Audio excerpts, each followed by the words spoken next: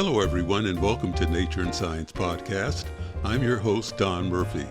On this episode, we talk with author Dom Nessi about his science fiction thriller, The Source. It blends cutting-edge science, political suspense, and a powerful female-led cast. The novel is Nessi's new trilogy, and it imagines a planetary crisis that feels frighteningly real. I've read the book, and I have to say that is true.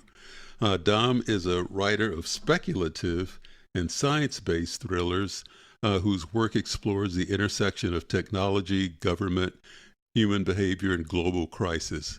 And The Source is the first novel in this trilogy, examining exactly how humanity responds when the foundations of the world begin to shift, literally.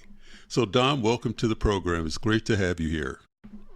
Thank you, Don. I'm very excited for the invitation you've offered. Yeah, so Dom, tell us what prompted you to write this book?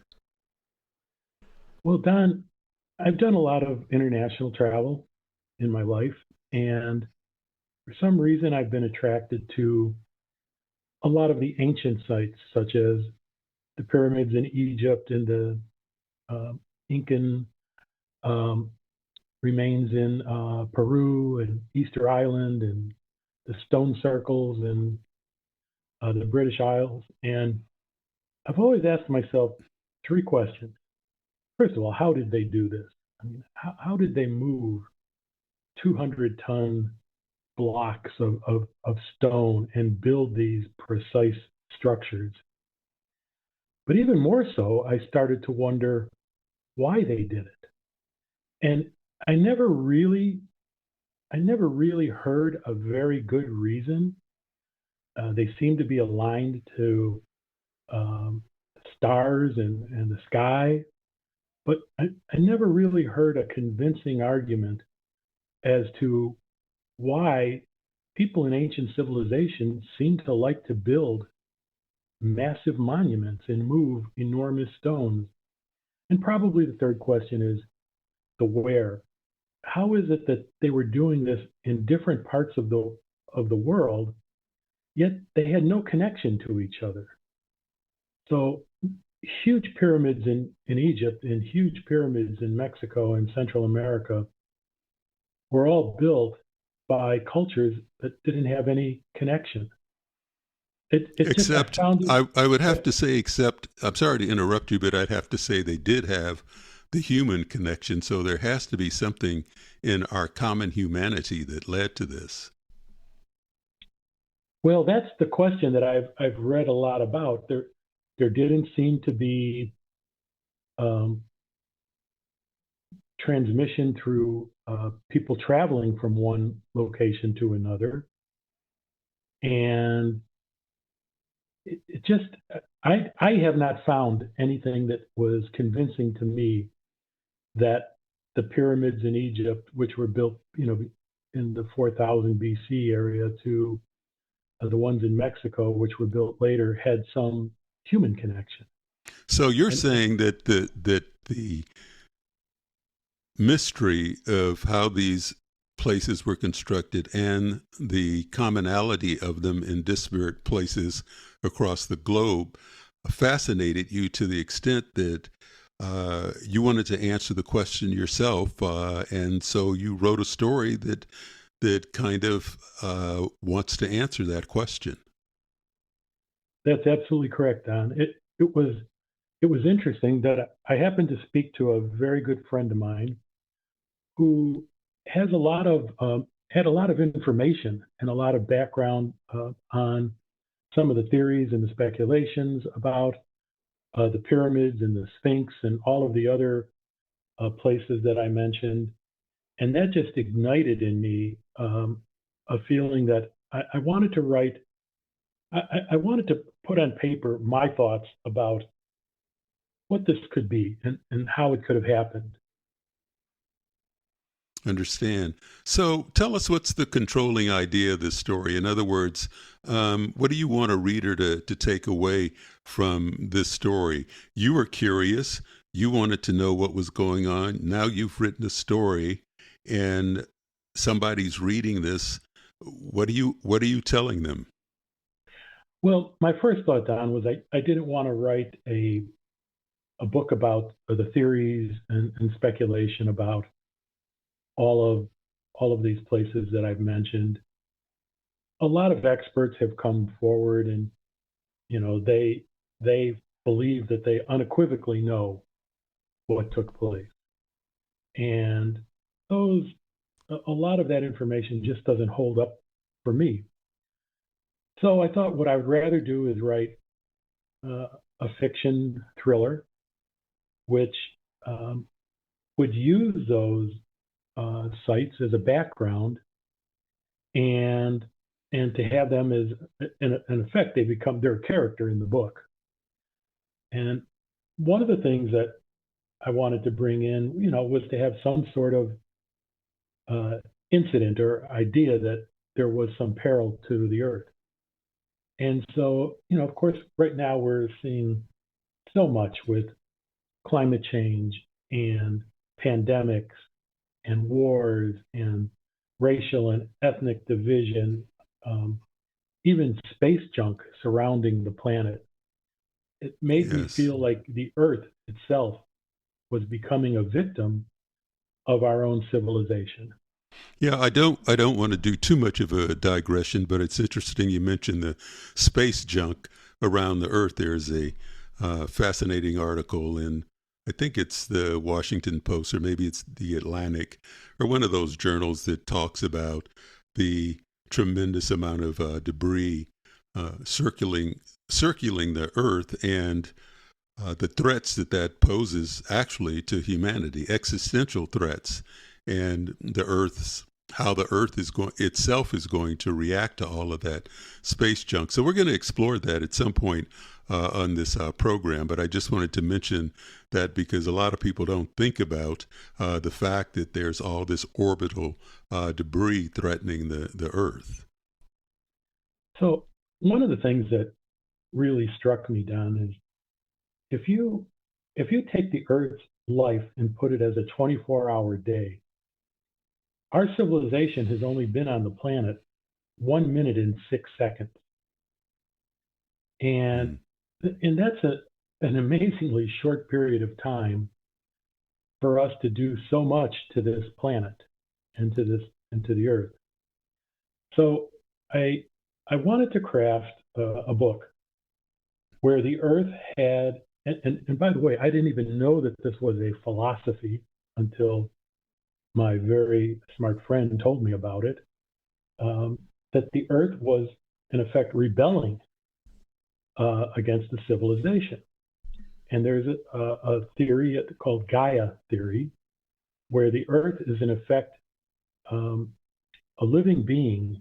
And when I use the word living, I put it in quotes, but it has a feeling that it can um, it can end a civilization where it is not taking care of the planet.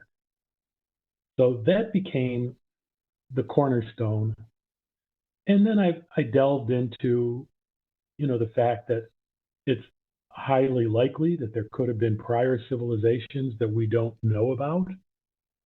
And there's a large school of thought called the Solarian theory. Again, I didn't know this when I came up with this idea in the book, but that you could have had a civilization 1 million years ago, and there wouldn't be any traces left of it as a result of the continents changing and other environmental issues and the way that it may have disappeared from the earth. So I started putting all of these three ideas together, and then chose a group of protagonists, which I thought would be very, very interesting to solve first understand the problem and then solve it. And that's really how the book came together. Right. Understand. So that leads to me to ask about the characters in the book. Central uh, to the characterization, the protagonists in the book are five women. Why don't you tell us a little bit about how you developed these characters and how you came up with this idea? Well, A couple of the characters are actually based on people that I know.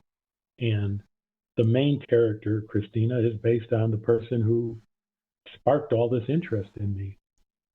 And it's, a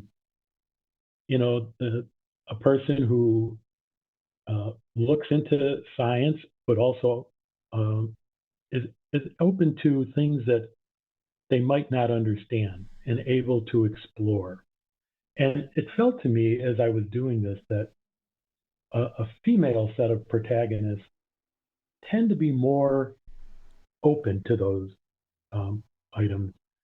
As you know, Don, in the book, most of the male characters are opposed to what the women are finding. But all of the women in the book remind me of somebody who I've known, intelligent, questioning people who go about their work and just try to, understand a problem and solve it. Well, you bring up an interesting point about the book that I wanted to explore, and that's that these female characters are recognizing phenomenon that's happening on the earth. They are cataloging that phenomena, present evidence that these things are actually happening, and they are being either ignored or the evidence is being suppressed in some way. Or there's a feeling that what they are talking about is real, but they don't want the information out there in the public. So tell us a little bit about, in your writing and in your theme and the arc of the story, why it is that these other characters, particularly supposedly intelligent people, aren't listening to scientific evidence. Well, I guess, Don, it's just a personal feeling that I've had that in recent years there's been an anti-science feeling, anti-intellectual, and a lot of what we're doing, a lot of what we see in government leaders, not just in our country, but in other countries, it's not really for the good of the people that they're serving, but it's to keep themselves in power. And what they see is that controlling the media, controlling thought, controlling science is a way to keep themselves in power. So it's politics over rational thought, and that is really what I saw. And there are some examples in the book where there's a science advisor who questions the leaders that maybe the protagonists do have a good point. So it's not 100% negative, but I guess it's just a feeling that I've had over the past few years, probably over the past 10 years, that this is a growing phenomena. Again, not only in this country, but worldwide. Sure. Well, you mentioned all of these archaeological sites around the world. I'm interested in knowing from you, and without giving too much away of what the story's about, but you obviously have some theories about how some of these archaeological sites around the world are connected. I mean, what's your theory about why these sites are where they are and how they might be connected? Well, it combines some real science and then some speculative science. And the thought is that these sites had a purpose beyond being a monument or a tomb, but they were connected, so to speak, through magnetic resonance in the Earth's atmosphere. And that's what helps keep the planet from veering too much out of control. And it's really interesting, Don, as I explored more and more of these sites. The site called Göbekli Tepe in Turkey, which predates the pyramids by 6,000 years, was built and then covered, and only found, thousands and thousands of years later and no one knows why it was built. And there's a pyramids in Indonesia that are covered with mounds of dirt, Gunung Padang, and they could be the largest pyramids in the world. So first of all, I had that connection that somehow that these sites, plus some natural sites such as Uluru in Australia, which the Aborigines for years have given off vibrations to them, that they were all connected through a resonance. And then there's a speculative thought that this resonance also human thought can flow across that resonance, and that you mentioned earlier, Don, that there was a human connection, and in some ways that's part of my book. The human connection between these sites was through this resonance of a thought being able to be transmitted, not as we normally do it by voice or by typical communication, but through this pattern of resonance in the earth. Right. Well, I want to talk about that a little bit because it's very popular nowadays with respect to panpsychism, a book that Federico Fagin recently wrote, talking about how consciousness isn't just generated or emerging from the neurons in our brain. It's much deeper than that the universe itself is conscious, and we are actually receiving conscious signals from the universe as a whole. And so there's this constant back and forth communication going on. And you explore that a little bit in your book by putting forth the idea that one of these characters, I think her name is Christina, is somehow connected to communicating with one of these ancient civilizations. Why don't you talk about that a little bit and how that idea developed? Well, to be honest with you, Don, I'm not sure how it developed because I had the idea. I mentioned it to my friend, and she explained much of what you just said. And from there, I developed this concept. Of course, the book title is called The Source. And so I used that concept.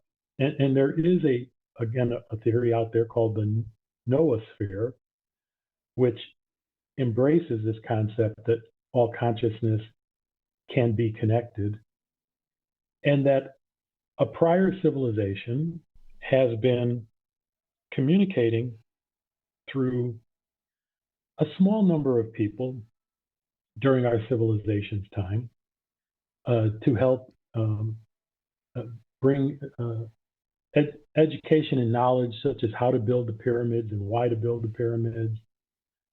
And in this book, and I call her the listener because that's what the source is looking for, someone who will listen to what is happening with the planet today. And that's really the basis of the book. Beyond the locations and the monuments and the earth itself, it's the source who is there to help our civilization not fall apart. Right. And this source that you're speaking about, and just to get into this a little bit deeper, you talk about this connection with the electromagnetic field surrounding the earth. But generally, this podcast deals with hard science. And when we talk about the electromagnetic field, we know that the electromagnetic spectrum itself is infinite, and there are certain frequencies that human beings operate in. And so I'm interested in knowing or exploring the idea from the speculative science point of view. Do you get into what part of the electromagnetic spectrum is being used here, or how these ancient beings might somehow be merged or connected with this electromagnetic field? No, I don't, Don. I didn't want this to become um, a scientific novel. I wanted it to have science in it that could be, as you said in your introduction, speculative. But I didn't feel it was the right place to explore in great depth some of the theories out there. What particular megahertz, for example, is where uh, this thought resides. I felt that would take away from the story itself. It is it's an allegorical tale about our society and some of the things we believe in and we see. And so I didn't want to make it um, too scientific. Yet for those people who are interested in science, I wanted to have it framed in a way that it would open their mind to think more about what you just said. The electromagnetic field around the Earth and how it interacts with us as humans and with everything else on the planet. The electromagnetic field and all fields for that matter, whether they're electric fields or magnetic fields, are spread infinitely throughout the universe. And that's where this idea, this concept comes from, that we as human beings can be somehow consciously connected to the entire universe, because these fields are uniformly spread infinitely throughout the universe. And it's a fascinating idea, and I think you explore it in a really intriguing way in your book. But I have to ask the question. Your book stops just short of being apocalyptic, if I can say the word, and where the Earth is just totally destroyed, and it's a real existential crisis. But I do have to ask, how's your book, different from some of these other science fiction books that bring the Earth to the verge of extinction, for example? Well, Don, as you know, this is a trilogy. So if I destroyed the Earth in the book one, I wouldn't have anything to write about in book two or three. But Right. I guess, um, and I won't give you a hint as to what's going to happen in book three. It could all end, but I wanted, I wanted the summarization of book one to be that five really brave, intelligent women were able to make a sacrifice to save the Earth, at least for now. And in book two, that continues. And I think that, um, I do have hope for the planet, and that someday that we might remember that vaccines are good and science is good, and so I wanted there to be some hope at the end of the book. But as you've read it, so there's a lot of open questions, and they continue to be looked at in book two, and then all end in book three. Right, I understand.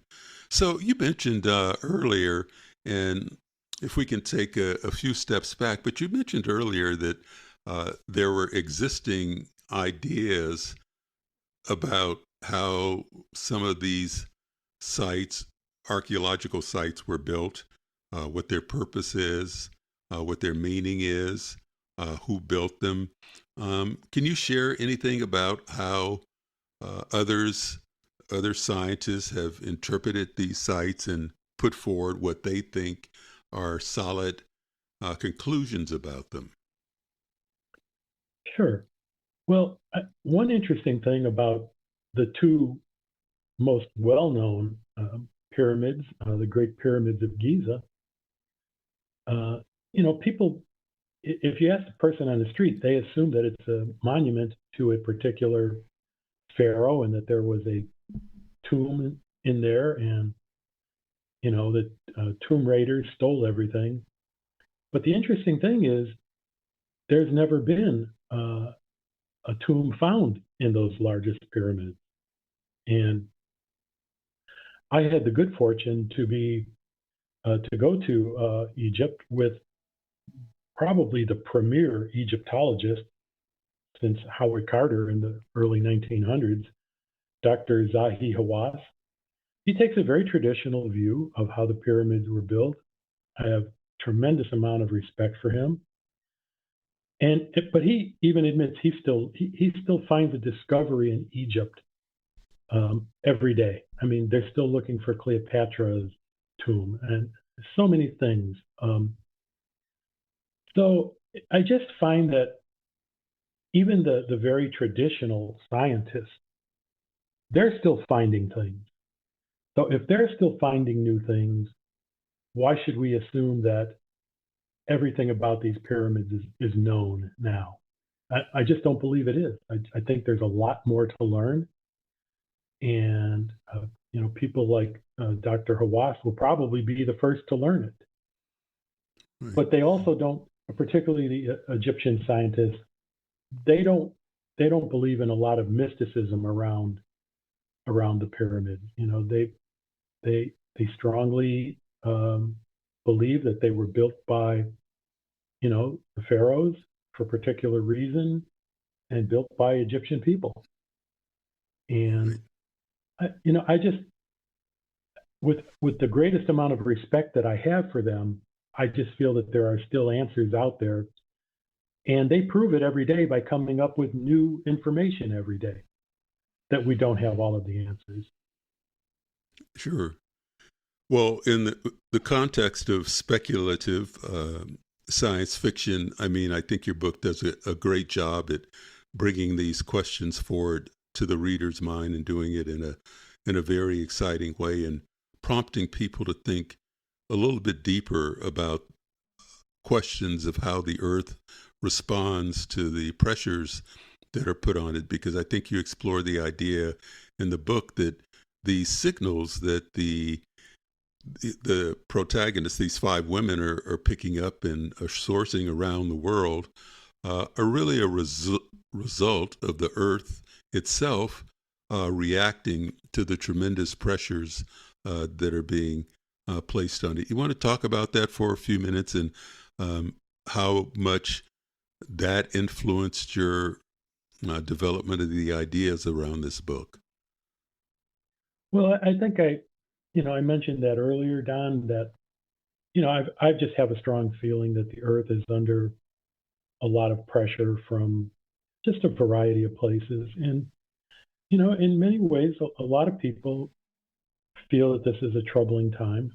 And I just wanted to get that part across. I'm not sure that there's anything more I could really say about it other than it's just a personal feeling about the unsettled times that we're in. And, it's just my thoughts on what's happening. And if I may go back just for a second, you asked about the science. One of the things I did with my book, in my series of books, is that I knew that I couldn't cover the science in the book. You tried to figure out who your audience would be to read it. And there's a large number of people who would say they just skim over the science, or they like the science more than the rest of it. So I tried to find a happy medium. But what I did, which is, different than most authors, I created a website that goes much deeper behind the book than for people who are really interested in the science and the topic. And if I may, I'll give the URL. It's www.sourcematrix.info. And on that website, which will have a section for each of the 3 books as they're developed, you can find tremendous amount of information about all of the monuments and geographic locations. You find some of the scientific information that I mentioned here, the Gaia philosophy and Silurian theory, and you mentioned the electromagnetic field. I have a discussion on the Schumann resonance in there. It has a lot of background information that's not in the book on the characters because I wanted to keep the book flowing. But I really felt the characters were really important. So you can go on this website and see photos of all of these places and the people who are involved. And I hope to really continue developing that website for a community of people who are interested in these topics that you're talking about, Don. Right. And that's how I tried to bridge the gap between all of the knowledge I wanted to put in the book, but to keep it moving and to keep it as a thriller, but also to offer people that ability to learn more about it. And I hope to build up a dialogue with people as they submit questions to me about the book. I will put more information on the website. Well, that's great. The book is The Source again. Dom, why don't you give us that website again? It's www.sourcematrix, all one word, .info. And when you go in, you do need to register so that because the password will change every 6 months. And it'll take you into a full exploration of this book. In fact, there's even parts of the website, because after I wrote the book, it was way too long. I even have a section in there that has chapters that didn't make the final cut of the book. And Right. you can read additional information that would have been in the book if I didn't want to have only a 400-page book. It easily could have been 500 or 600 pages. No, I understand. Well, that's great. I read the book, and for our listeners, it's a great read. It is a thriller, a page turner, and I think you'll enjoy it as well as be very much informed. Dom, thank you very much for joining us. It's been a pleasure talking to you about The Source. Thank you, Don, so much. May I also add that it is available on Amazon and Barnes & Noble and BookBaby Bookstore and 30 or 40 online booksellers right now. Well, that's great, and people will get a chance to see those references in the show notes and in the description as well. Again, thanks for joining us, Dom. It's been a pleasure having you on. Thank you for the invitation, Don. I want to thank you all for joining us. That's it for this episode. As always, stay safe, share happiness, and remember, never stop questioning. Curiosity has its own reason for existing.